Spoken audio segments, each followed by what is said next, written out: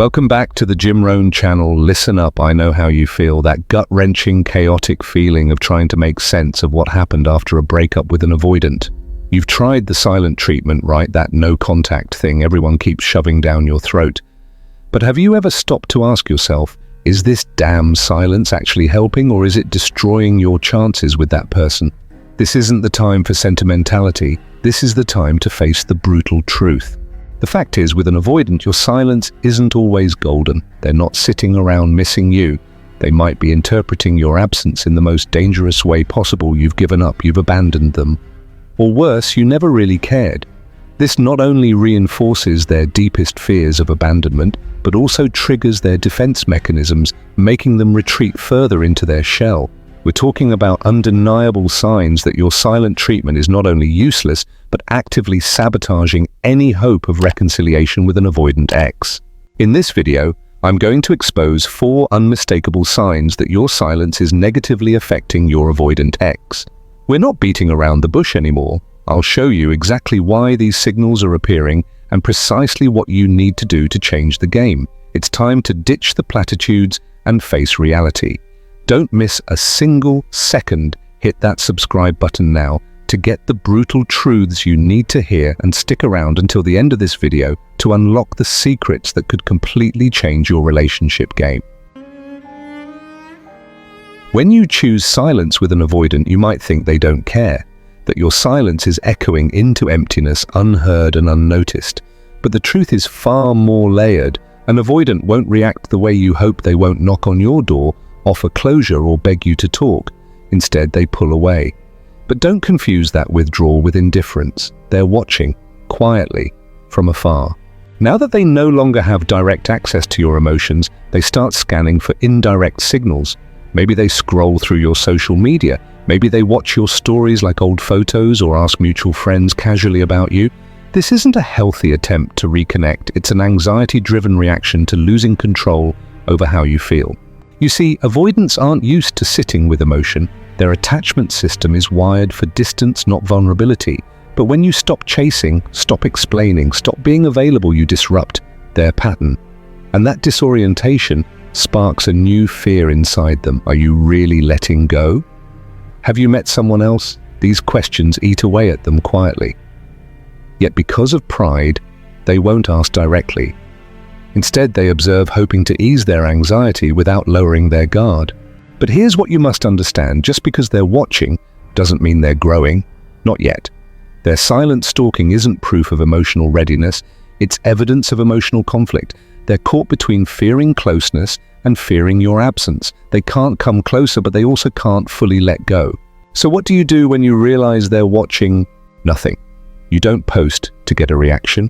You don't mirror their games, you just keep choosing yourself. Your silence isn't a strategy, it's a truth, that your self-worth no longer depends on their attention. And that truth, it hits them harder than any message you could send. They may be watching you, but you are no longer living for their gaze. And that, my friend, is freedom. After an avoidant has been quietly watching you from a distance and finds no clear signal, they often enter the next phase. They reappear, but not with the clarity or intention you might hope for. Instead, they come back with low energy, vague, indirect, and half-hearted.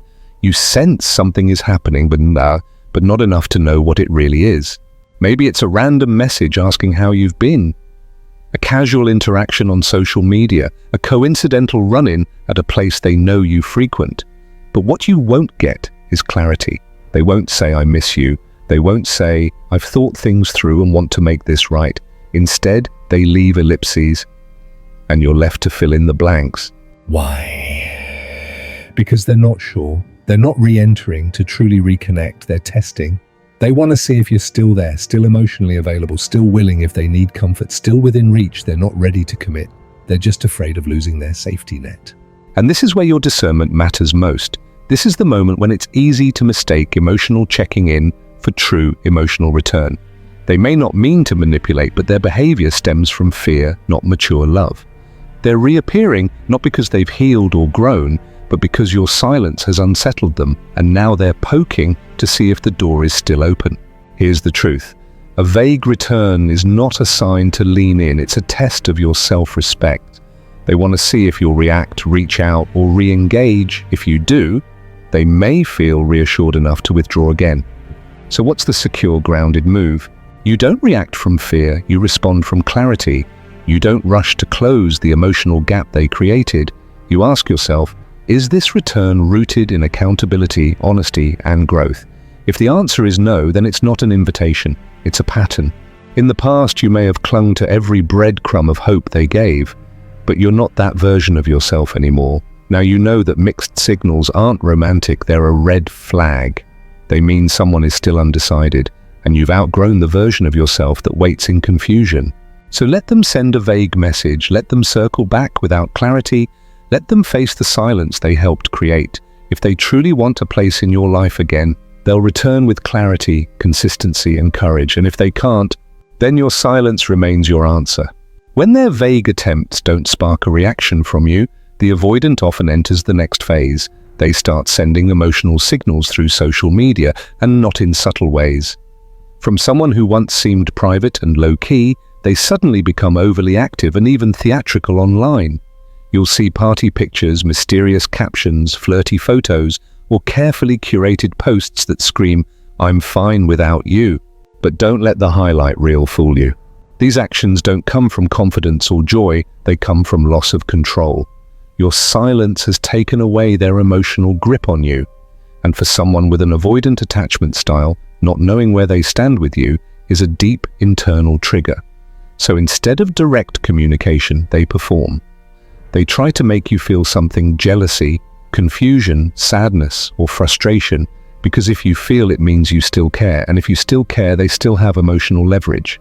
It's not always a conscious game, but it is a defense mechanism. They may not know how to say, "I'm overwhelmed, I miss you, I don't know what to do." So instead, they post in ways that say, "Look at me, I'm doing just fine." But underneath that performance is emotional chaos. They aren't thriving, they're spiraling. Ironically, you're staying quiet because you're healing, but they're becoming loud because they're unraveling. You're pulling inward because you're growing. They're reaching outward because they're panicking. And when you see them acting out online, it's easy to get thrown off. Part of you may feel hurt, another part may feel tempted to respond. But here's what matters: you don't owe a response to emotional bait. That dramatic behavior, it's not an apology, it's not accountability, it's not growth, it's just noise. It's the flailing of someone who's no longer in control of your emotions, and it's the clearest proof that your silence is working. So hold your line. If they're posting to provoke you, let them. Don't decode every caption, don't investigate every photo.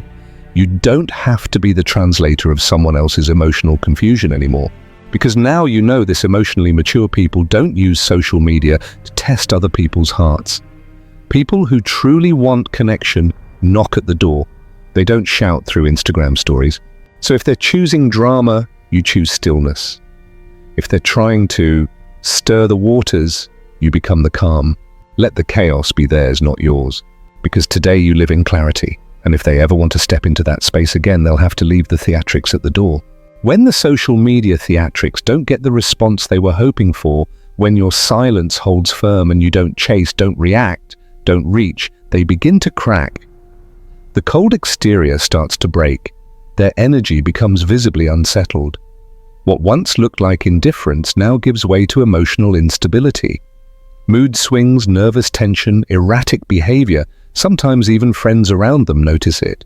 They enter what we often call a fight or flight state. But this time the perceived threat isn't you. It's the growing emotional chaos inside them. In the past, they coped by pulling away, by staying busy, by diving into work parties, distractions, or temporary flings. But now none of those defenses are working. The reality of possibly losing you, someone who once felt like their emotional safe zone, begins to feel uncomfortably real. In this stage, they may seem anxious, mentally exhausted, and emotionally disoriented. They might even reach out to mutual friends asking things like, "Do you think she's moved on, or is he seeing someone else?" But they won't say it directly to you. Why? Because facing you is easier than facing themselves. Facing you would require courage, but facing their own root wounds that demands a complete dismantling of the emotional defenses they've spent years depending on. They would have to confront the reasons why they shut down, when things get too close. They'd have to admit that the issue isn't that you're too emotional or too much, it's that they're afraid of emotional intimacy, that they've never really learned how to feel safe in closeness. And the truth is, most avoidants aren't ready to do that deep inner work, not yet. So even while their emotions begin to surface and their inner conflict grows, they often still choose avoidance. Instead of accountability, they give you mixed messages. I don't know what I want, or I just need time. But the truth is, no one needs more time, to be honest. If they were truly ready to reconnect and rebuild, clarity would lead, not confusion. This is where you might see their insecurity peeking through. But don't let it pull you back into a role you've outgrown. You are not their emotional caretaker anymore. Yes, you may feel empathy. Yes, part of you might still care. But growth means recognizing that compassion doesn't require self-sacrifice. Let them feel the full consequence of emotional avoidance. Let them see what it means to lose access to you, not because you're punishing them, but because you're protecting your peace. They need to learn that when they can't honor a healthy connection, the person on the other end can choose themselves and walk away. You don't need to chase, you don't need to explain. All you need to do is stand firm in your boundary. That is the clearest lesson you can give. And if at some point they decide to truly heal, they'll come back not with excuses, but with action. Not with guilt, but with growth. And if they don't, then all this chaos you're witnessing now, no matter how loud or emotional, is still not enough to build a secure, sustainable relationship. Not unless they're finally ready to show up differently. If you've made it to the end of this video, thank you.